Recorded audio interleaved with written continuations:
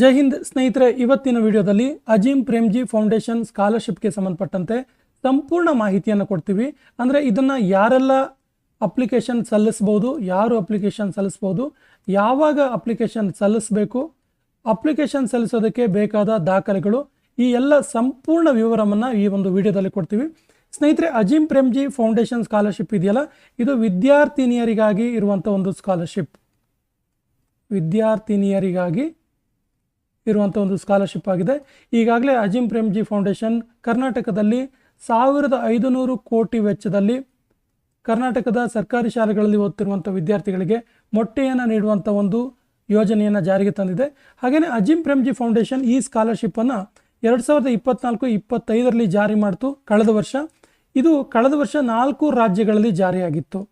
ರಾಜಸ್ಥಾನ, ಉತ್ತರ ಪ್ರದೇಶ್, ಮಧ್ಯಪ್ರದೇಶ್ ಮತ್ತು ಜಾರ್ಖಂಡ್ ರಾಜ್ಯಗಳಲ್ಲಿ ಜಾರಿಯಾಗಿತ್ತು. ಸೊ ಈ ಒಂದು ಸ್ಕಾಲರ್ಶಿಪ್ಗೆ 25,000 ವಿದ್ಯಾರ್ಥಿಗಳು ಆಯ್ಕೆಯಾಗಿದ್ದರು, ನೋಟ್ ಮಾಡ್ಕೊಳ್ಳಿ. ಹಾಗೆಯೇ ಪ್ರತಿ ವರ್ಷ 30,000 ಸ್ಕಾಲರ್ಶಿಪ್ ಕೊಡುವಂಥ ಒಂದು ಯೋಜನೆ ಆಗಿದೆ. 30,000 ಸ್ಕಾಲರ್ಶಿಪ್ ಕೊಡುವಂಥ ಒಂದು ಪ್ರಮುಖವಾದ ಯೋಜನೆ ಆಗಿದೆ ಇದು. ಸೊ ಈ ಯೋಜನೆ ಈ ವರ್ಷ ಕರ್ನಾಟಕಕ್ಕೂ ಕೂಡ ಜಾರಿಯಾಗುತ್ತೆ. ಸೊ ಈ ವರ್ಷ 2025-26ನೇ ವರ್ಷದಲ್ಲಿ 18 ರಾಜ್ಯಗಳಲ್ಲಿ ಈ ಒಂದು ಸ್ಕಾಲರ್ಶಿಪ್ ಜಾರಿಯಾಗುತ್ತೆ. ಅರುಣಾಚಲ್ ಪ್ರದೇಶ್, ಅಸ್ಸಾಂ, ಬಿಹಾರ, ಛತ್ತೀಸ್ಗಢ, ಜಾರ್ಖಂಡ್, ಕರ್ನಾಟಕ, ಮಧ್ಯಪ್ರದೇಶ್, ಮಣಿಪುರ, ಮೇಘಾಲಯ, ಮಿಜೋರಾಂ, ನಾಗಾಲ್ಯಾಂಡ್, ಒಡಿಸ್ಸಾ, ಪುದುಚೇರಿ, ರಾಜಸ್ಥಾನ್, ಸಿಕ್ಕಿಂ, ತೆಲಂಗಾಣ, ತ್ರಿಪುರಾ, ಉತ್ತರ ಪ್ರದೇಶ್ ಮತ್ತು ಉತ್ತರಾಖಂಡ್. ಸೊ ಕರ್ನಾಟಕದಲ್ಲಿ ಕೂಡ ಅಧ್ಯಯನ ಮಾಡಿದಂತಹ ವಿದ್ಯಾರ್ಥಿನಿಯರು, ಹೆಣ್ಣು ಮಕ್ಕಳು ಈ ಒಂದು ಸ್ಕಾಲರ್ಶಿಪ್ಗೆ ಅರ್ಹತೆಯನ್ನು ಹೊಂದಿದ್ದಾರೆ. ಸೊ ಹಾಗಾದರೆ ಯಾರೆಲ್ಲ ಈ ಒಂದು ಸ್ಕಾಲರ್ಶಿಪ್ಗೆ ಅಪ್ಲಿಕೇಶನ್ ಹಾಕ್ಬೋದು ಅಂತ ನೋಡಿದ್ರೆ, ಸೊ ನೋಡಿ, ಸ್ಕಾಲರ್ಶಿಪ್ ಅರ್ಜಿ ಸಲ್ಲಿಸಲು ಅರ್ಹತೆ ಈ ರೀತಿ ಇದೆ. 10ನೇ ತರಗತಿ ಅಥವಾ 12ನೇ ತರಗತಿ ಸರ್ಕಾರಿ ಶಾಲಾ ಕಾಲೇಜುಗಳಿಂದ ಉತ್ತೀರ್ಣರಾಗಿರಬೇಕು.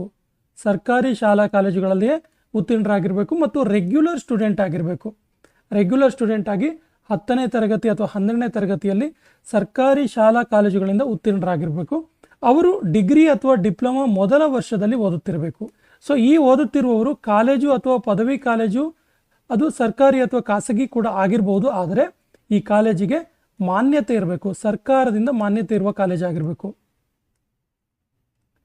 ಸರ್ಕಾರದಿಂದ ಮಾನ್ಯತೆ ಇರುವ ಕಾಲೇಜುಗಳಲ್ಲಿ ಓದುತ್ತಿರುವ ವಿದ್ಯಾರ್ಥಿನಿಯರಿಗೆ ಮಾತ್ರ ಈ ಸ್ಕಾಲರ್ಶಿಪ್ ಅಪ್ಲೈ ಆಗುತ್ತೆ. ಸರ್ಕಾರದಿಂದ ಮಾನ್ಯತೆಯನ್ನು ಹೊಂದಿರಬೇಕು.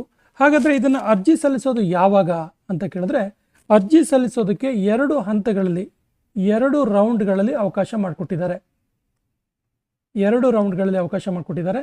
ಮೊದಲ ಹಂತ ಸೆಪ್ಟೆಂಬರ್ 10, ಇದೇ ಸೆಪ್ಟೆಂಬರ್ 10ರಿಂದ ಸೆಪ್ಟೆಂಬರ್ 30ರವರೆಗೆ. ನೋಡಿ, ಇವತ್ತು ತಾರೀಕು ಎಷ್ಟು ಹೇಳಿ, ಇವತ್ತು ತಾರೀಕು 10, ಇವತ್ತಿನಿಂದ 30ನೇ ತಾರೀಕುವರೆಗೆ, ಸೆಪ್ಟೆಂಬರ್ ಇದೇ 30ರವರೆಗೆ ನೀವು ಅಪ್ಲಿಕೇಶನ್ ಹಾಕ್ಬೋದು.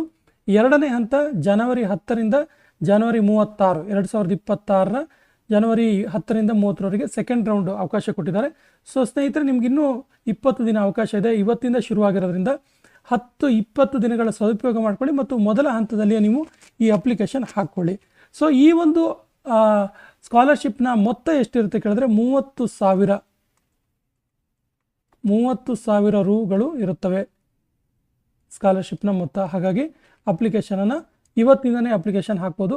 ಅಜೀಂ ಪ್ರೇಮ್ಜಿ ಫೌಂಡೇಶನ್ನ ಒಂದು ವೆಬ್ಸೈಟಿಗೆ ಹೋಗಿ ನೀವು ವೆಬ್ಸೈಟಲ್ಲಿ ಕೂಡ ಹಾಕ್ಬೋದು, ಅಂದರೆ ಕಂಪ್ಯೂಟರ್ ಸೆಂಟರ್ಗಳಲ್ಲಿ, ಸೈಬರ್ ಸೆಂಟರ್ಗಳಲ್ಲಿ ಹಾಕ್ಬೋದು, ಅಥವಾ ನೀವು ಮೊಬೈಲಲ್ಲಿ ಕೂಡ ಹಾಕ್ಬೋದು. ಹಾಗಾದರೆ ಈ ಅರ್ಜಿಯನ್ನು ಸಲ್ಲಿಸೋದಕ್ಕೆ ಏನೆಲ್ಲ ದಾಖಲೆಗಳು ಬೇಕಾಗುತ್ತೆ ಅಂತ ನೋಡಿದ್ರೆ, ಈ ದಾಖಲೆಗಳನ್ನು ತಯಾರು ಮಾಡಿಟ್ಕೊಳ್ಳಿ, ರೆಡಿ ಇಟ್ಕೊಳ್ಳಿ. ಏನೇನು ಕೇಳಿದ್ರೆ, ದಾಖಲೆಗಳು ಪಾಸ್ಪೋರ್ಟ್ ಸೈಜ್ ಫೋಟೋ ಇರಬೇಕು. ಅದು ಕಳೆದ 6 ತಿಂಗಳ ಒಳಗೆ ತೆಗೆದಂಥ ಒಂದು ಫೋಟೋ ಇರಬೇಕು ಮತ್ತು ಫೋಟೋದ ಹಿಂದೆ ಪ್ಲೈನ್ ಬ್ಯಾಕ್ಗ್ರೌಂಡ್ ಇರಬೇಕು. ಯಾವುದೇ ಕಲರ್ ಬ್ಯಾಕ್ಗ್ರೌಂಡ್ ಇರಬಾರ್ದು, ಪ್ಲೈನ್ ಬ್ಯಾಕ್ಗ್ರೌಂಡ್ ಇರಬೇಕು. ಪಾಸ್ಪೋರ್ಟ್ ಸೈಜ್ ಫೋಟೋ 6 ತಿಂಗಳ ಒಳಗೆ ತೆಗೆದಂಥ ಒಂದು ಫೋಟೋ ಆಗಿರಬೇಕು. ಇನ್ನು ವಿದ್ಯಾರ್ಥಿಯ ಸಹಿ ಸ್ಕ್ಯಾನ್ ಮಾಡಿ ಹಾಕಬೇಕಾಗುತ್ತೆ. ಆಧಾರ್ ಕಾರ್ಡನ್ನು ಸ್ಕ್ಯಾನ್ ಮಾಡಿ ಹಾಕಬೇಕಾಗುತ್ತೆ. ಬ್ಯಾಂಕ್ ವಿವರ, ನಿಮಗೆ ಸ್ಕಾಲರ್ಶಿಪ್ಪು ಯಾವ ಒಂದು ಬ್ಯಾಂಕ್ಗೆ ಬರಬೇಕು, ನಿಮ್ಮ ಹೆಸರಿರುವಂತಹ ಬ್ಯಾಂಕ್ನ ಪಾಸ್ ಪುಸ್ತಕದ ಜೆರಾಕ್ಸ್ ಅಥವಾ ಒರಿಜಿನಲ್ ಪಾಸ್ಬುಕ್ಕನ್ನು ನೀವು ಏನು ಮಾಡಬೇಕಾಗುತ್ತೆ, ಸ್ಕ್ಯಾನ್ ಮಾಡಿ ಹಾಕಬೇಕಾಗುತ್ತೆ. ಹಾಗೆಯೇ 10ನೇ ತರಗತಿ ನೈಜ ಅಂಕಪಟ್ಟಿ, ಅಂದರೆ ಒರಿಜಿನಲ್ ಮಾರ್ಕ್ಸ್ ಕಾರ್ಡ್, ಅಥವಾ PUC ಪಾಸ್ ಆಗಿದ್ದರೆ PUCಯ ಒರಿಜಿನಲ್ ಮಾರ್ಕ್ಸ್ ಕಾರ್ಡನ್ನು ಸ್ಕ್ಯಾನ್ ಮಾಡಿ ಹಾಕಬೇಕಾಗುತ್ತೆ. PUC ಅಥವಾ ಡಿಗ್ರಿ ದಾಖಲಾಗಿದ್ದರೆ ನೀವು ಶುಲ್ಕದ ರಸೀದಿ, ಡಿಪ್ಲೊಮಾ, PUC ಅಥವಾ ಡಿಗ್ರಿ ದಾಖಲಾಗಿದ್ದರೆ ಶುಲ್ಕದ ರೆಸಿಪ್ಟ್ ಇರುತ್ತಲ್ಲ, ಆ ರೆಸಿಪ್ಟನ್ನು PDF, JPG ಅಥವಾ PNG ಫಾರ್ಮೆಟಲ್ಲಿ ಹಾಕಬೇಕು.